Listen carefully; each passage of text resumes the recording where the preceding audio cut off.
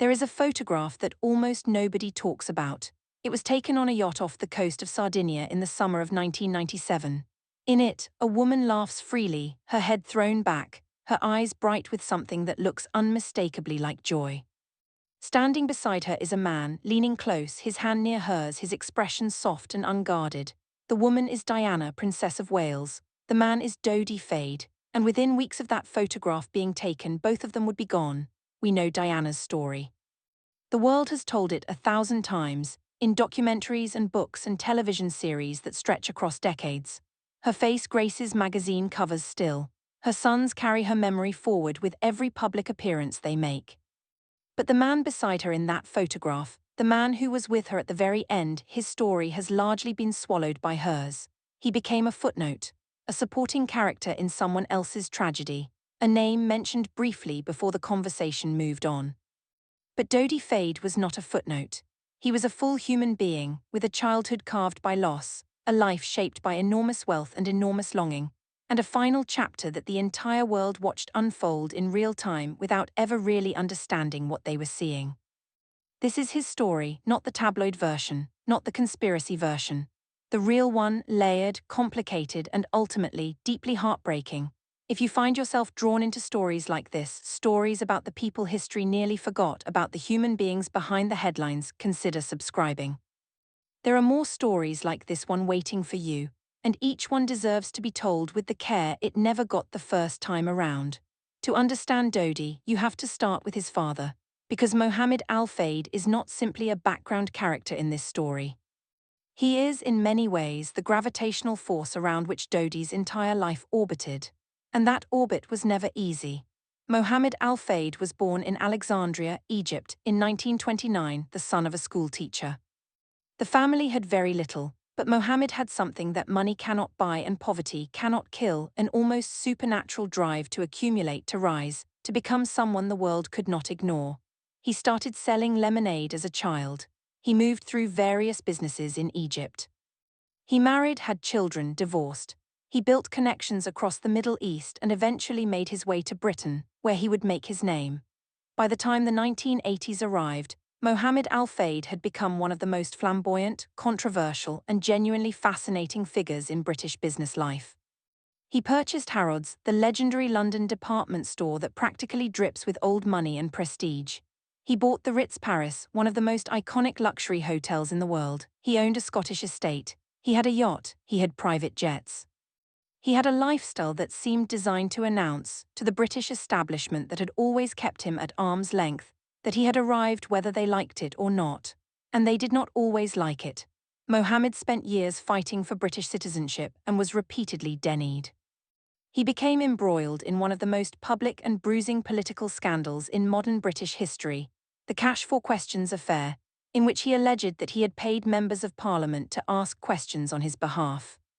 His relationship with the British establishment was one of mutual suspicion, antagonism, and grudging acknowledgement. He wanted to be accepted.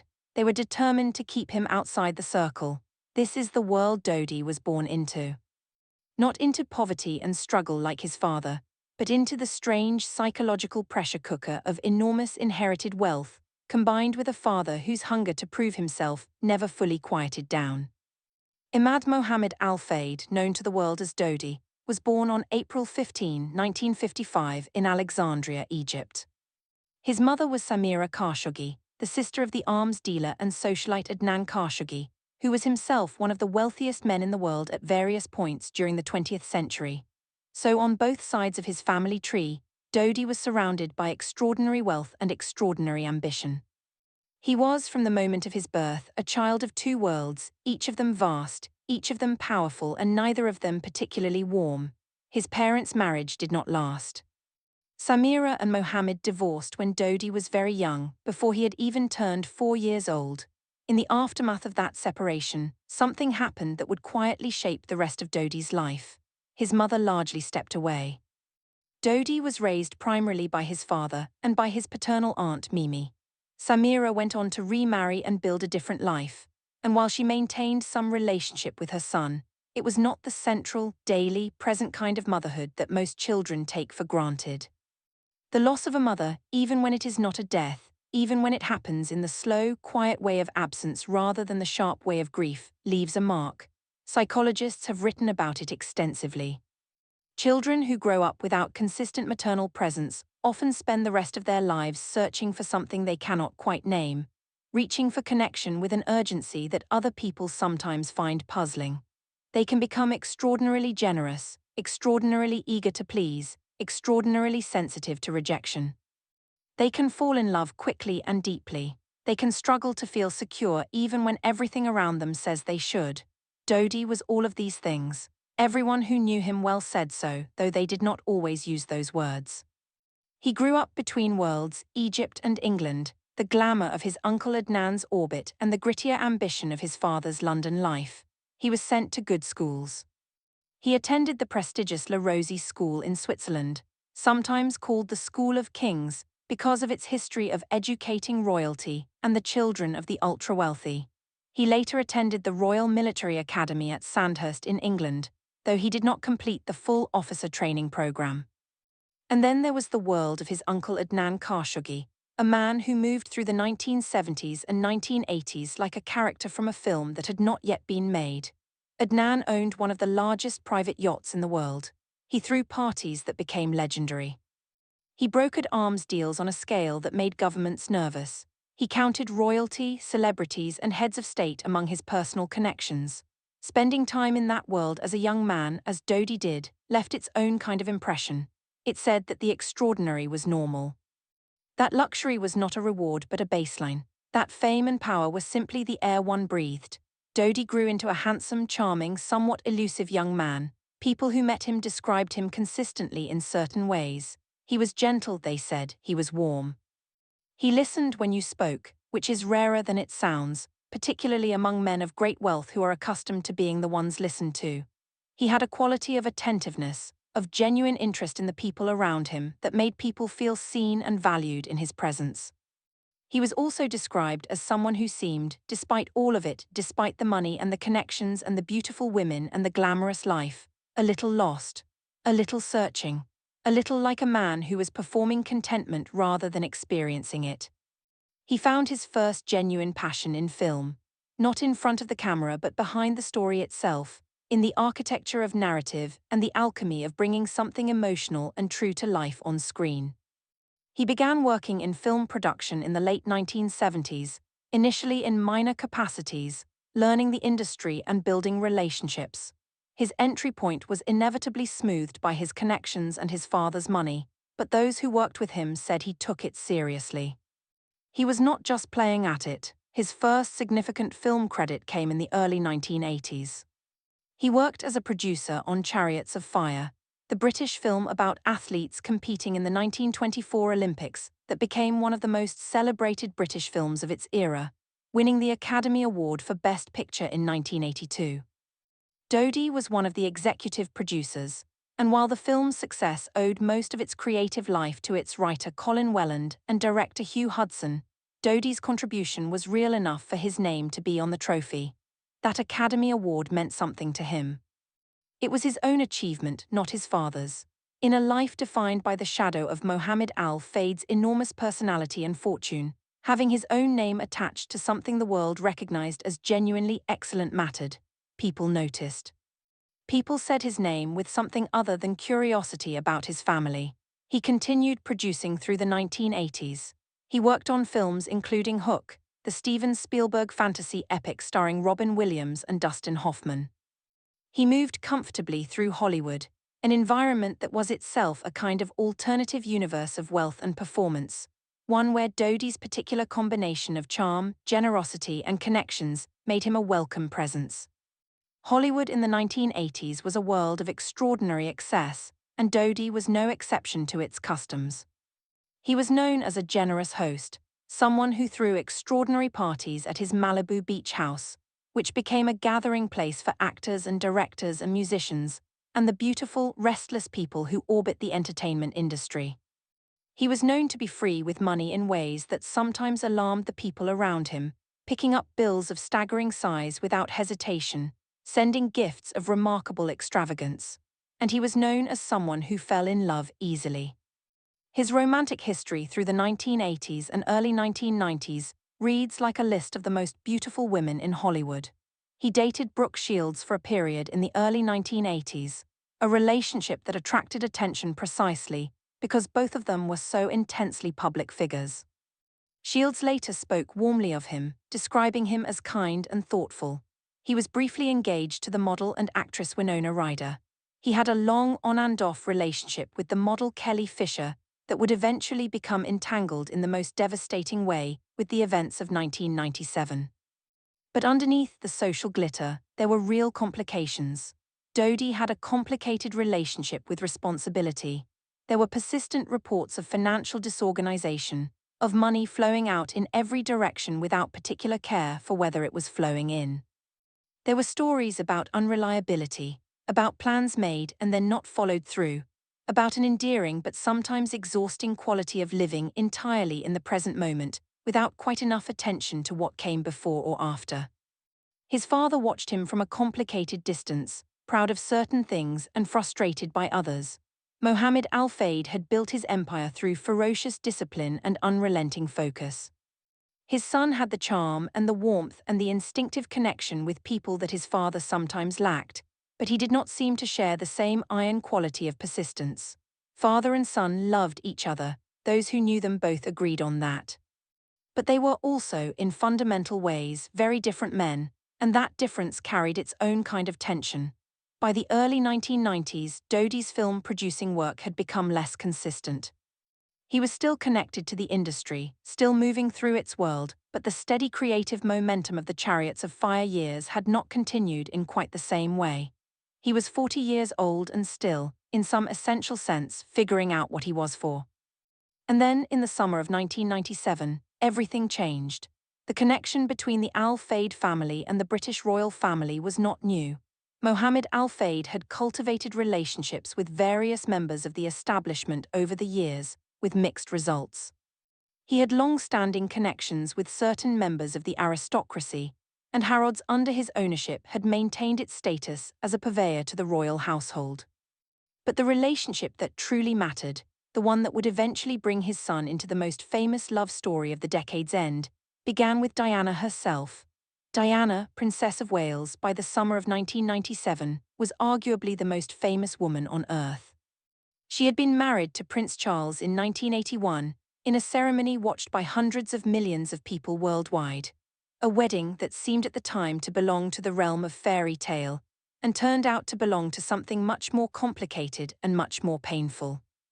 The marriage had been, in ways both she and Charles later made public, unhappy from its earliest days. There were differences of temperament and expectation, mutual incomprehension, and the particular cruelty of two people who genuinely cared for each other, but could not find a way to make that caring work in the context of their shared life. The couple separated in 1992 and divorced in 1996. In the years between the separation and the divorce, and increasingly in the year following it, Diana had become something the royal family had never quite encountered before, a royal who operated outside the control of the palace, who spoke directly to the public in ways that bypassed every official channel, who used her extraordinary emotional intelligence and her genuine vulnerability to build a connection with ordinary people that was frankly more powerful than anything the institution of the monarchy had managed to manufacture. She worked with AIDS patients when AIDS was still widely feared and stigmatized. She walked through landmine fields in Angola to draw attention to the campaign against landmines. She spoke openly about her bulimia, her depression, her loneliness.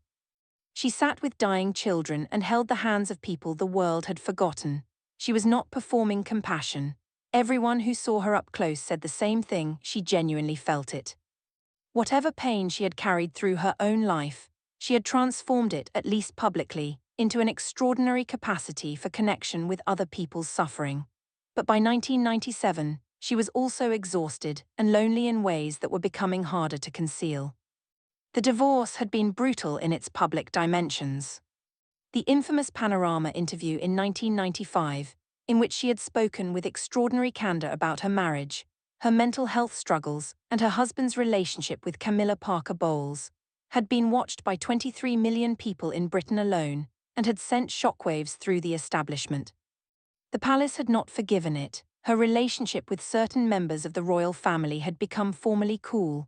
Her official royal duties had been stripped back. She was outside the family structure and she felt it. She was also in the summer of 1997.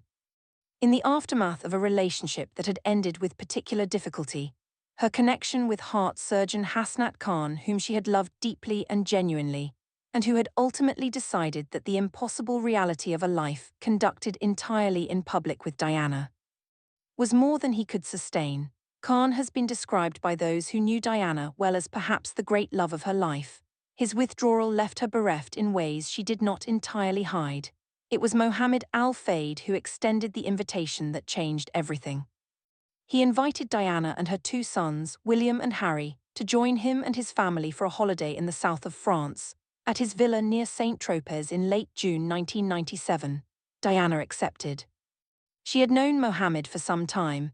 He had been a supportive presence at various points, and the invitation offered her boys a genuine summer escape, complete with the yacht and the sunshine and the freedom from photographers that a private estate could provide, at least partially.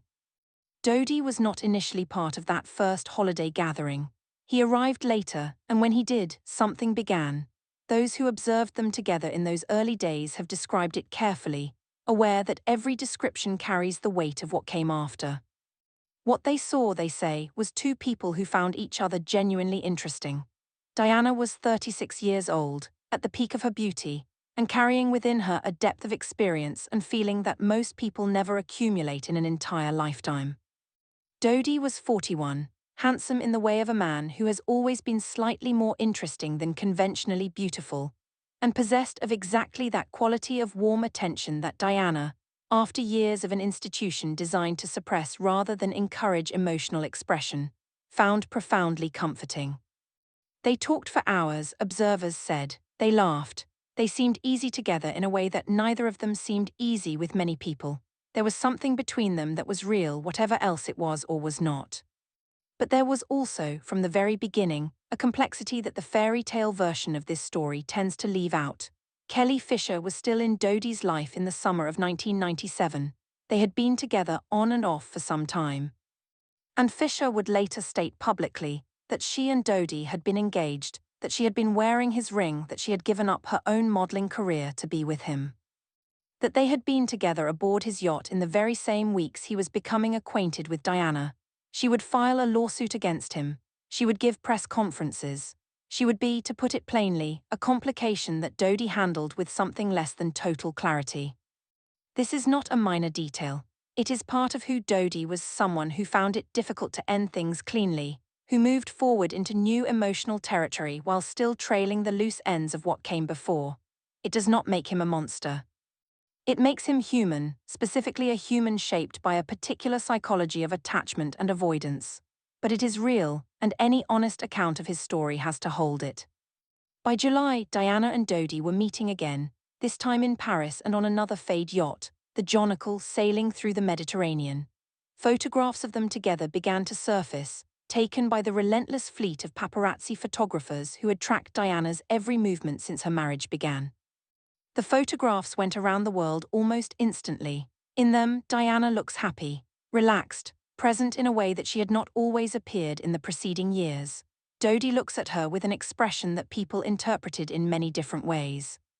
The British press went into a kind of frenzy. Was this a romance? Was it serious?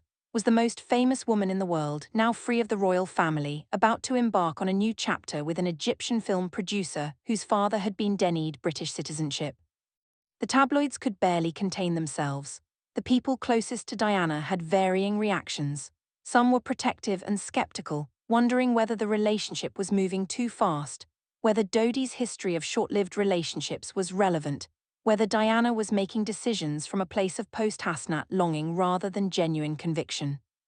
Others saw something simpler, a woman who had suffered enormously and who was, for the first time in a long time, happy. Diana herself was characteristically complex about it. She spoke to friends both warmly and with occasional uncertainty. She was clearly moved by Dodi. She was also clearly aware that the world was watching, that every kiss photographed from a long lens was tomorrow's front page, that the circus surrounding her life never fully rested. And yet she stayed, she chose to be there.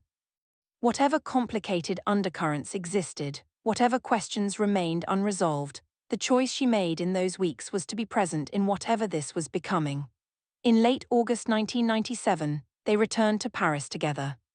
The paparazzi presence was overwhelming, not unusual for Diana, who had lived inside a camera's gaze for nearly 2 decades, but intense even by the standards she was accustomed to. They dined at the Ritz Paris, which of course belonged to Dodi's father, and which offered them a level of privacy that a public restaurant could not.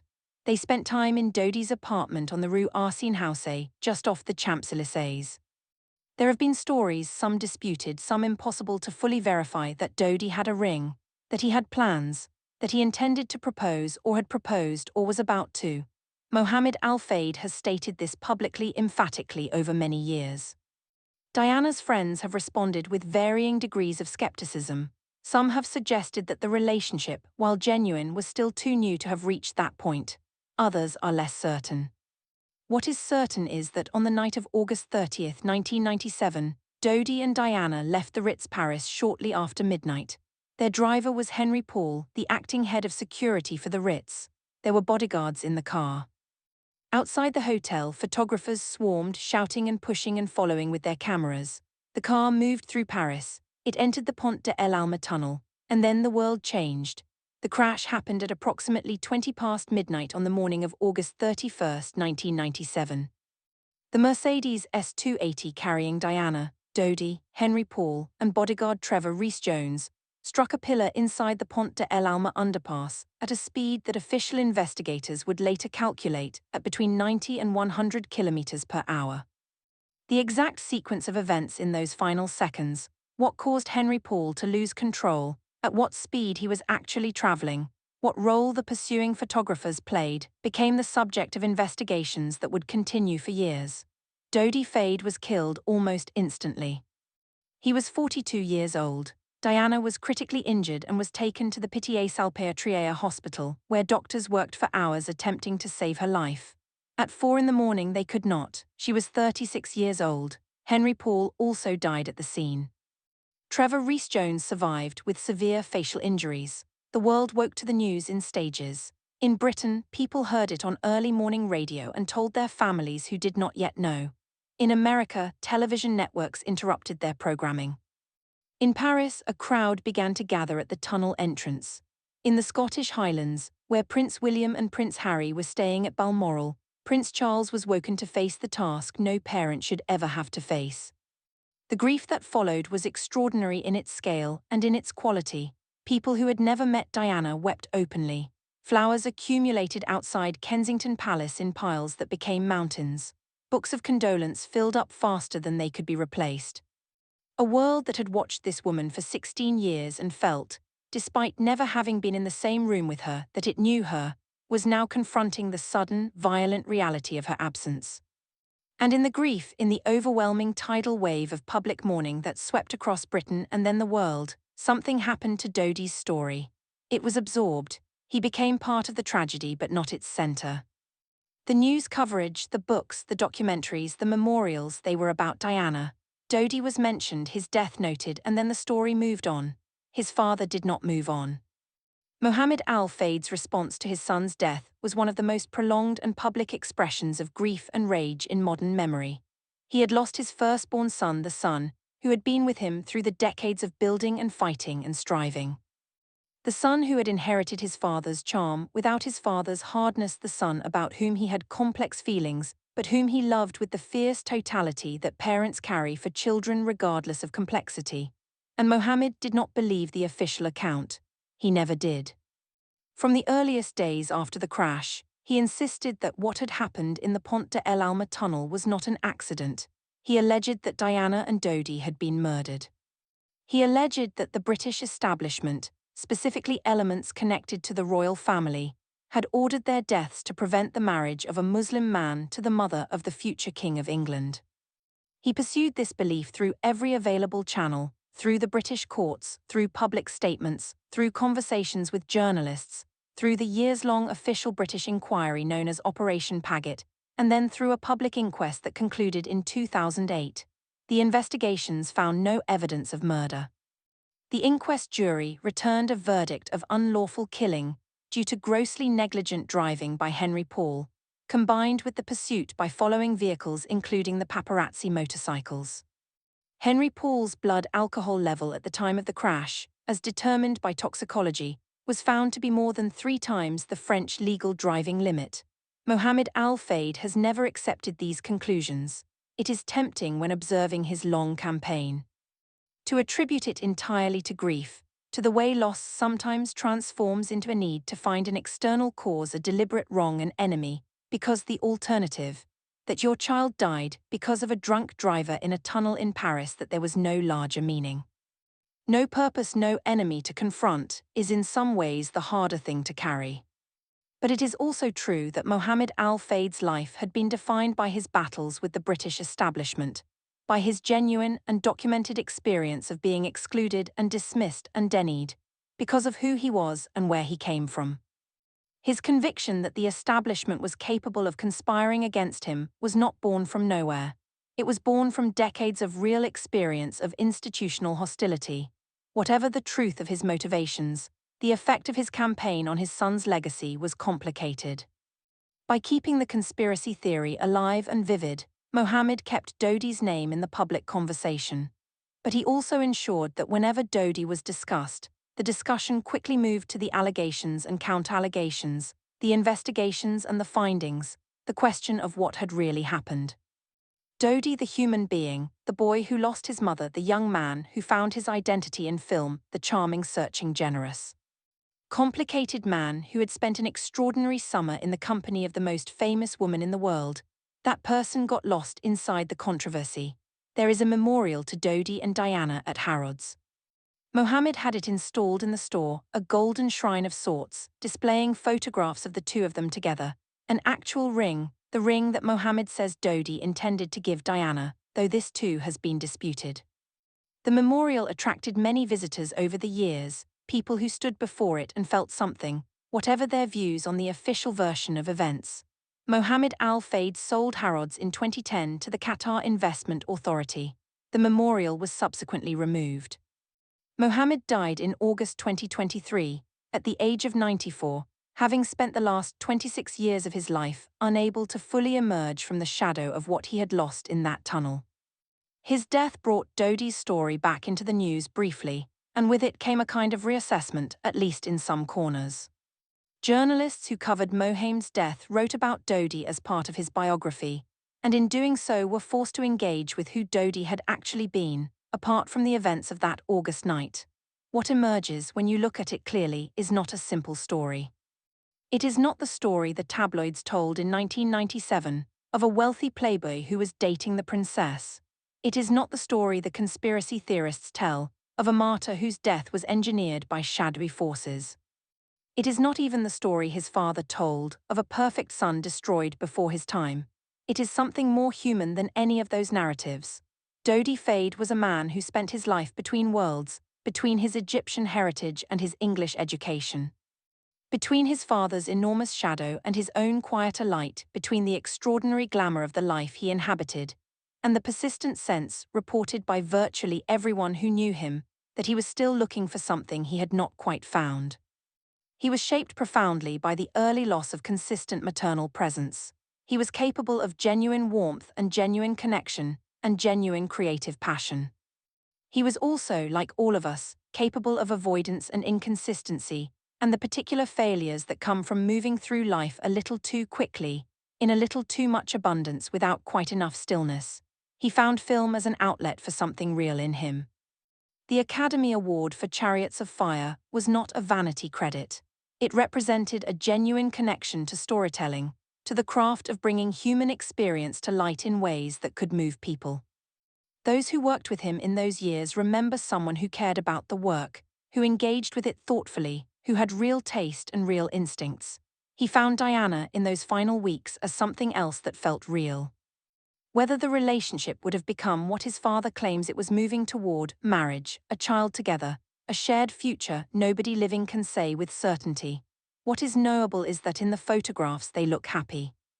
In the testimonies of people who observed them, they were genuinely enjoying each other. In the brief span of weeks they had together, Something warm and alive existed between them. And then it ended, in the most sudden and final way imaginable, in the dark of a Paris tunnel, at 20 minutes past midnight on a summer night. There is something that stays with you when you spend time really looking at Dodi's story. It is not the glamour, and it is not the tragedy, though both are undeniably present. It is something smaller and more persistent. It is the image of a boy on a yacht somewhere in the Mediterranean, whose parents' marriage had already come apart before he could fully understand what a marriage was. It is the image of a young man in a Swiss boarding school, surrounded by the children of kings, surrounded by the best of everything the material world could offer, missing something basic that money could not reach. It is the image of a man in his 40s, charming everyone in the room, making everyone feel seen and valued and warmed by his attention, while somewhere inside him a search continued that he could not fully articulate. He was not simply the man beside Diana on her final night. He was a person with a whole life before that night, full of its own searching and finding, and missing, full of moments that will never be documented in any official record. Full of small kindnesses and small failures, and the particular texture of a specific human consciousness moving through the world. Winona Ryder, to whom he was briefly engaged, once said that he was the kindest man she had ever been involved with. Not the most exciting, not the most passionate, not the most electrifying, the kindest. That description is not usually the one that attaches to the heirs of billionaire dynasties, to men who live on yachts and produce films and date the most famous women in the world. But it seems to be the one that most accurately captures what Dodi left in the memory of those who knew him. Brooke Shields, similarly, when asked about him in the years after his death, spoke of him warmly. She remembered someone who was present, who listened, who made the people around him feel that they mattered. The Hollywood contemporaries who worked with him on his films, people who had no particular reason to remember him well when pressed for honest assessments, tended to describe someone who was genuinely engaged, genuinely interested, genuinely there. Not always reliable in the organizational sense, not always the one who followed through on every logistical detail, but real in the creative conversation, real in the human one. This is the person that history largely set aside. This is the man whose name has become almost exclusively a reference point in discussions of Diana, in conspiracy forums, in the dramatic arc of someone else's story. He deserves more than that. Not because of the family he was born into or the woman he happened to be with when his life ended, but because he was a person, specific and irreducible, who lived and searched and found moments of real joy and real connection in the 42 years he had. The summer of 1997 has never stopped replaying in the imagination of people who lived through it. The photographs from that yacht, Diana laughing, Dodi watching her, the Mediterranean blue and blinding behind them.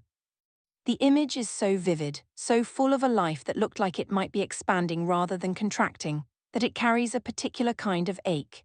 Not just for Diana, though certainly for her, but for the possibility that seemed to be unfolding and then wasn't. Those weeks in the Mediterranean sun were, by every account available, some of the freest Diana had felt in years. She was out of the palace's reach, she was not performing a role.